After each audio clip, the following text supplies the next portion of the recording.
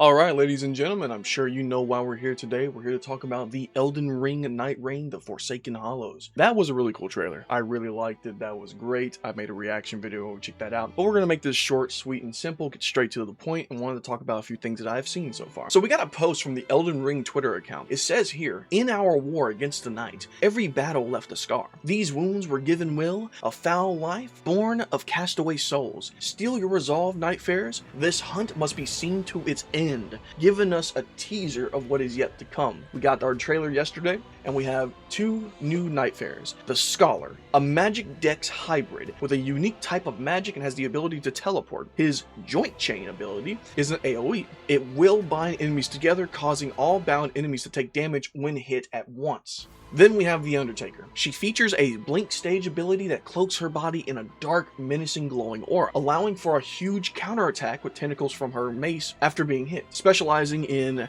hammers and maces, there's a good chance we might get some new weapons from the DLC. Really excited to look forward to that. Then we have our new Nightlords, the sevenfold angel figure, an angel type character that can clone itself, leading to a fight against 7 bosses at once. The Dredgelord appears to be the main villain, described as an amalgamation of souls with power rivaling the Nightlord. His arena is visually impressive, resembling a hellish landscape with the weapons and barricades. He appears to be like a dragon-like figure with a skeleton body. And then the fan favorite, Artorias. He's a fan favorite boss from the Dark Souls franchise. Many are hoping for this character's return to become one of the best boss fights, if not the hardest in the game. I have a theory you're going to likely find him in that new Shifting Earth. Speaking of the new Shifting Earth, we have the Great Hollow, a large deep hole underground in Limbeld. It is covered with crystals that emit a curse that corrodes life and is dotted with towers of divinity, strange ruins left behind by the ancient people in the temples. We have Shadow of Erdtree DLC enemies and more. The Divine Beast Dancing Lion, believed to be a remembrance boss that is returning, looks like an enclosed arena. We have the Flame Inquisitors and the Mesmer Soldiers have returned and can also be found in a castle within the Great Hollow. We have the Koron Soldiers. They have returned and can be found in the St. Trina Caves. And then we have Gladius, the 3 Fox I mentioned earlier. He now appears in daytime. I'm very curious on how they're going to do that. We're going to talk more about that later. We've gotten to the main points of this DLC so far, but let's talk about the trailer. What exactly does the trailer present to show us with this new Forsaken Hollow update? What can we expect going in? The first thing I noticed is a poisonous castle. As I was looking at this, I was wondering, can Clean Rot Knights from Elden Ring finally make a return? Is that possible? Would they put them in there? They weren't in there in the base game, so we could see that. There's also the tall golden beam here in this frame. It's likely going to be legendary rewards, but it's definitely from the Shifting Earth, given the blue and the crystal substance within the area. We also have the line, "Curse this Dredgelord." I almost said "Curse this Edgelord."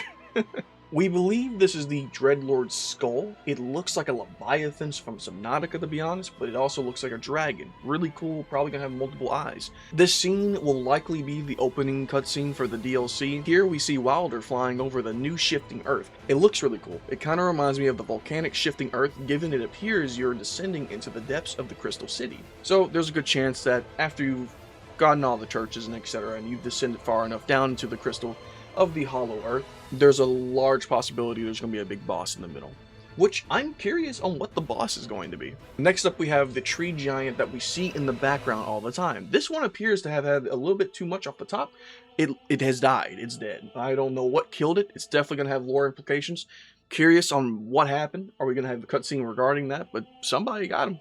Brother has become chopped. We get our first look at some Undertaker gameplay. She looks awesome. We can see some of her abilities pop off here. She has this like dark, menacing aura that pops off her body. And along with the ability, I noticed when she hits the hammer, it's like tentacles come out of it. So I wonder what the deal is there. Her design is very well done, and I cannot wait to try her out. She looks like she's going to be a fun character. I heard a rumor floating around saying that she's going to be arcane based. Then we have the Scholar gameplay. Looks like we got some of the Scholar here and see his abilities in action. He appears to be using a bound ability that when performed, any enemies linked to this will be all attacked at once.